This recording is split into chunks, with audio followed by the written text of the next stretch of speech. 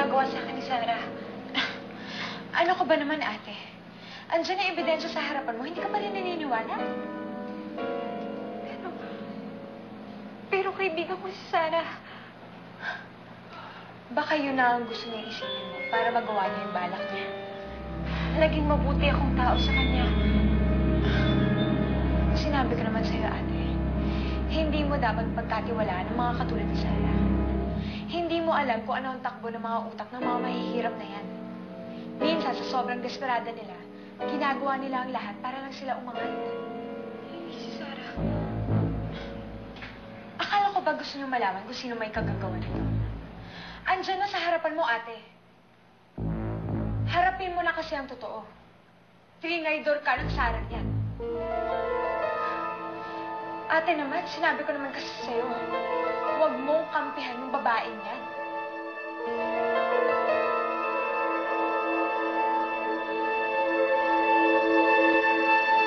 Charmaine, once and for all, ikaw ba yung babaeng nasa litrato?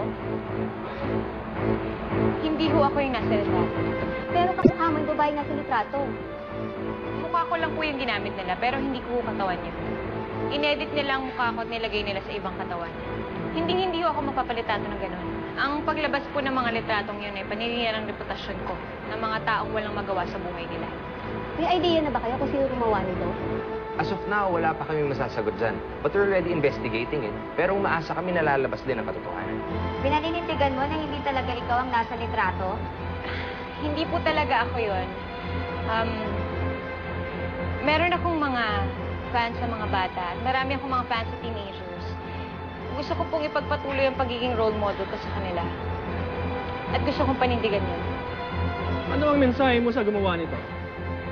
Ang mensahe ko sa kanya, kung sino man siya, at kung ano man ang dahilan kung bakit niya ginawa to, itigil mo na dahil hindi ka magtatagumpay sa pamamagitan ng pagtapak mo sa tao.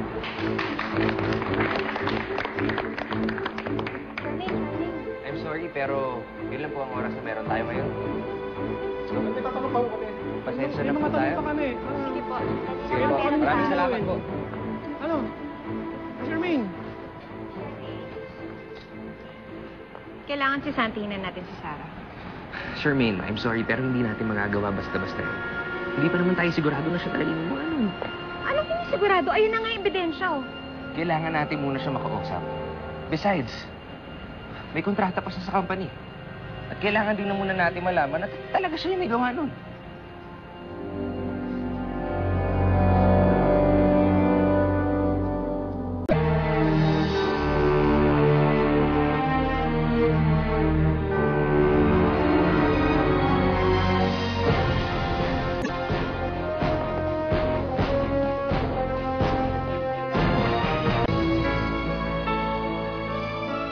Saan kaya yun? Saan kaya inilagay ni Sarah ang komposisyon?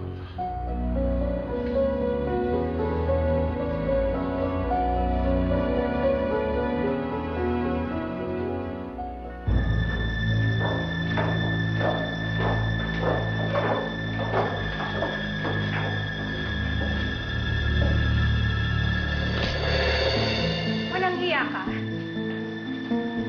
Tinuring kitang tunay na kaibigan, tapos gano'n lang ang gagawin mo sa akin. Ha? Ano? Ano bang ginawa ko? Ikaw ang nagkalat ng mga nude pictures ko sa internet. Hindi ba ako gumawa nun? Hindi. Kitang-kita namin ang ebidensya. Lahat ng mga ebidensya nandun sa gamit mo. Inedit mo yung picture ko at nilagay mo sa ibang katawan. Charmaine, hindi ko po kayang gawin yun. Sige. Ha? Okay po. Alam mo, Sarah, tinuring kitang tunay na kaibigan. Naging mabuti ako sa'yo. Tapos sisirain mo. Kung ganun ang gagawin mo sa akin. Ha? Charmaine, hindi ko po kaya yung binibintang mo sa akin. Ayaw mo talaga. Charmaine, tama na. Tama na. Ano ba akong ginagawa ko, Charmaine? Sabi ng tama na.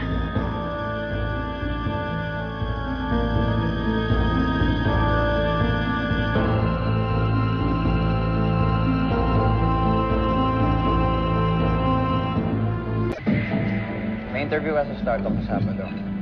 Sa linggo naman, Showbiz Center. Live yun.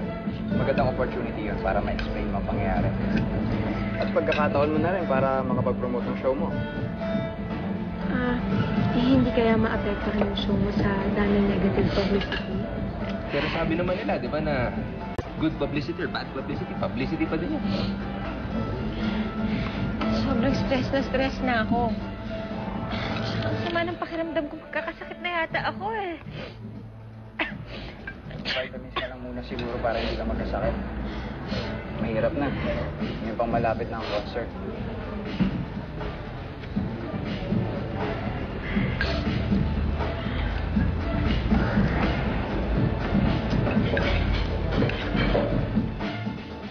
Pare, siya rin pala nasa kabilang table.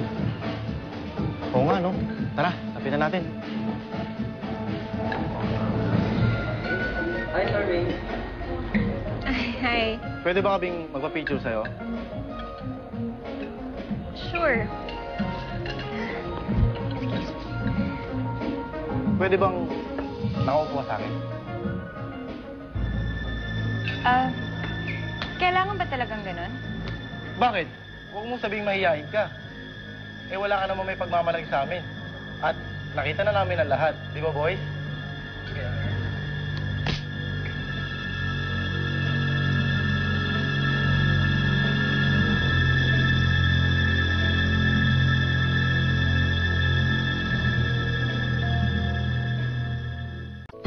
Ba't mo pinampal?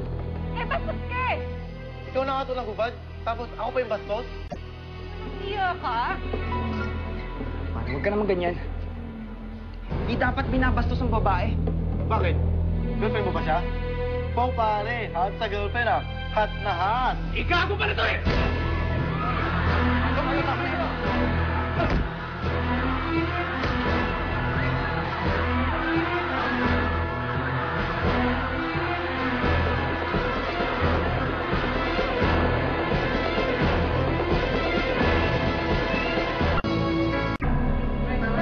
Tama na, Eric. Tama na. Matuto kayo ng respeto! Matuto kayo ng respeto! Tama na. Ibastos pala ito mga to eh! Tama na! Tara na! Tara na, Eric. Tama na to. Tama na. Tara na. Ayos kayo ha! Okay lang kayo? Sige, mauna na kayo sa kotse. Angas niyo pa mga to.